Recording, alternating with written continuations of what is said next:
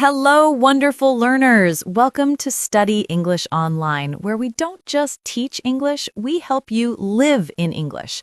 I'm Sarah, and I am absolutely thrilled to be here with you today. And I'm Michael. Hey, Sarah. Hey, everyone out there. Wow, I can already feel the energy today. This is going to be an incredible episode. Michael, you're glowing today. Did something special happen, or are you just excited about our topic? Both, actually. I had the most amazing morning. Went for a sunrise walk, had a fantastic breakfast, and now I get to talk about one of my favorite topics with you. Life is good. How about you, Sarah? I'm fantastic, thank you. And speaking of our topic, we're diving into something that literally changed my entire English journey. This is the secret that took me from struggling student to confident speaker. Ooh, mysterious. Tell us, what's this life-changing secret? Today, we're unlocking the superpower of thinking directly in English. No translation, no mental gymnastics, just pure, natural English thinking. Thinking in English. Now that's what I call a game changer. You know, I remember when I used to translate everything. My brain felt like an overheating computer. Exactly. It's exhausting, isn't it? You hear someone ask a question, you translate it into your native language, formulate an answer, translate it back to English, and by that time, The conversation has moved on to 3 different topics. I've been there so many times. People thought I wasn't interested, but really my brain was just stuck in translation traffic. translation traffic. I love that. And that's exactly why we created this episode. But before we dive deep, let's say a huge hello to our amazing Study English Online family. Yes, to everyone listening right now, you are the reason we do this. Whether you're listening while commuting, cooking, exercising, or studying, we appreciate you so much. And if you're finding value in this conversation, do us a favor, hit that like button right now. Seriously, pause and do it. And subscribe to Study English Online. When you subscribe, you're not just getting notifications, you're joining a community of learners who support each other. Plus, it tells us to keep creating more content like this. Also, share this episode with someone who's struggling with English. Maybe your colleague, your friend, your family member, anyone who says, I can't think fast enough in English. This could be exactly what they need. All right, Sarah, let's get into the good stuff. How do we actually start thinking in English instead of translating? Okay, here's the first powerful technique.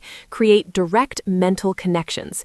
Instead of connecting English words to your native language, connect them directly to images, feelings, and experiences. So, like when I see a cup of coffee, instead of thinking coffee, café, agua, café in all these languages, I should just connect the image of that delicious steaming brown liquid directly to the sound coffee? Exactly. Your brain is incredibly visual. When you think sunset, don't translate it, just picture those gorgeous orange and pink colors spreading across the sky. Feel the peaceful moment.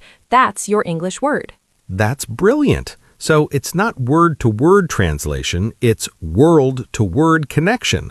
The real world connects directly to English. Beautiful way to put it, Michael. Word-to-word connection. Now, here's technique number 2, and this one is powerful. Become your own English narrator. A narrator? Like in movies? Yes, throughout your day, describe what you're doing, thinking, and feeling, but in English, and keep it simple and natural. Don't overthink grammar. Give me a real example. What would this sound like? Okay, imagine you're getting ready in the morning. Your inner voice says, I'm opening my eyes. I'm still tired. Okay, time to get up. I'm stretching.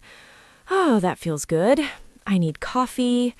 Where are my slippers? Oh, wow, that's natural.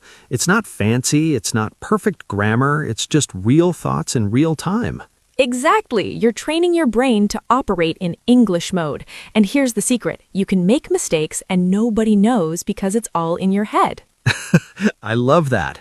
Private practice where mistakes are completely welcome. That takes away so much pressure. Absolutely. Now, Michael, here's technique number 3, and students are often surprised by this one. Redesign your digital environment.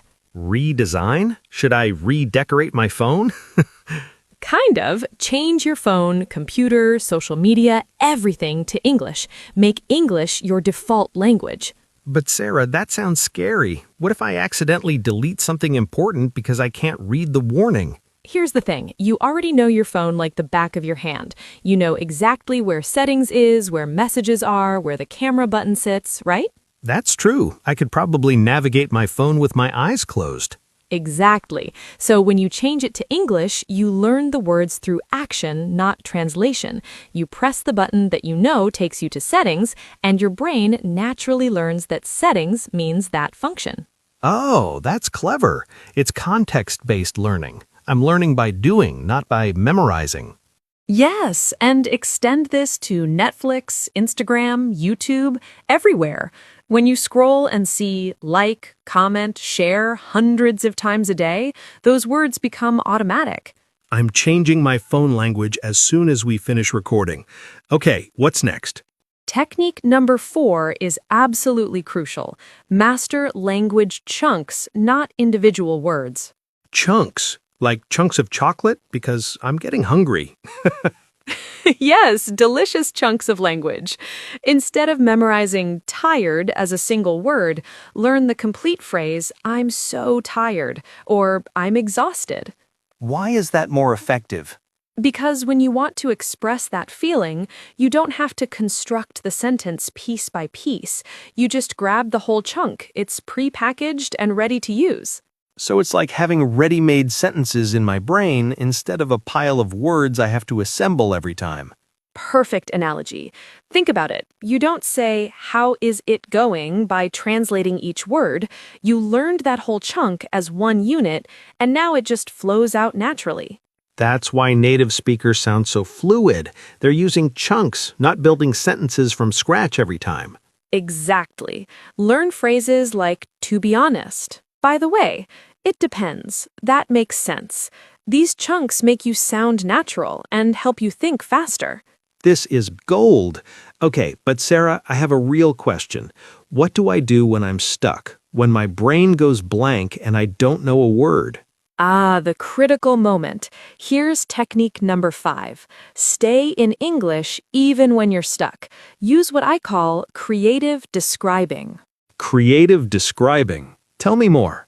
When you can't remember a word, describe it using the English words you do know. Don't switch languages. That breaks the English thinking mode.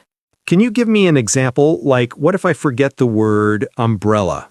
Perfect. You could say, the thing that protects me from rain, or the round tool I hold above my head when it's raining.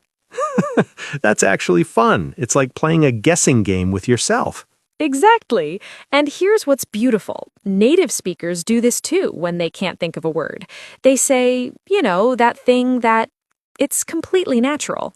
So by describing instead of translating, I'm actually keeping my English brain activated. If I switch to my native language to find the word, I'm turning off the English mode. Precisely, Michael. You're understanding this deeply. Now, let me ask you, when you're practicing thinking in English, do you ever feel mentally exhausted? Oh my gosh, yes. Sometimes my brain feels like it's been running a marathon. Is that bad? Am I doing something wrong? Not at all. That's actually a positive sign. Think of it like this. Your English muscle is a muscle. When you first start exercising a muscle, it gets tired and sore. So mental exhaustion means my English muscle is actually getting a workout. Exactly. Every time you push yourself to think the weather is beautiful instead of translating it, you're strengthening that neural pathway. Over time, it gets easier and more natural. That's so encouraging. I thought being tired meant I was failing. Not at all. It means you're growing. Now, technique number 6. Immerse yourself in English audio constantly. Like always listening to something in English? Yes, but not necessarily actively studying. I mean having English sounds around you. Podcasts, music, audiobooks, even English in the background while you do other things. But if I'm not understanding everything, is it still helpful? Absolutely. Your brain is absorbing the rhythm, the melody, the patterns of English. It's like Have you ever had a song stuck in your head even though you didn't try to memorize it? All the time. I'll hear a song once and it plays in my head for days. That's what we want with English. When you hear natural English constantly, your brain starts mimicking those patterns automatically. Then when you think in English, it sounds more natural. So I'm basically making English the background music of my life. Perfect way to say it. And that brings us to technique number 7. Read for meaning, not for translation. Okay, I have to admit, when I read English, I sometimes stop and translate complicated sentences. Should I not do that? Try to resist that urge. Here's a better approach. Read materials where you understand about 70 to 80% of the words naturally. Why that percentage specifically? Because if you know 70 to 80%, you can guess the remaining 20 to 30% from context. And guessing from context is thinking in English. Oh, so if I read, "The child grabbed his teddy bear and held it tightly because he was scared," even if I don't know tightly, I can understand from the situation that it means he's holding it strongly. Exactly. You just thought in English to figure that out. You used logic, context, and your understanding of emotions all in English without translating. That's actually empowering. So I don't need to understand 100% of every word to be a good English user. Not at all. Native speakers encounter words they don't know all the time. They guess from context too. It's a natural part of using language. Wow, Sarah, we've covered so much today. My mind is exploding with ideas in English. I love it. That's exactly what we want. Thinking in English isn't about being perfect. It's about being brave, being creative, and making it a daily habit. It's about giving yourself permission to think simply, make mistakes, and just stay in English mode. Beautifully said. You know, Michael, even talking to your pet in English is excellent practice. Kat is going to be so confused when I start narrating everything in English. I'm feeding you. You're eating. You're very cute. Your cat will love it. Animals respond to tone and emotion anyway. You're getting practice, and your cat is getting your attention. Everyone wins. True. You know, Sarah, I feel different after this conversation. I feel like thinking in English isn't this impossible mountain to climb. It's actually doable. It absolutely is doable. It's not about being a genius or having perfect grammar. It's about small, consistent habits that rewire your brain over time.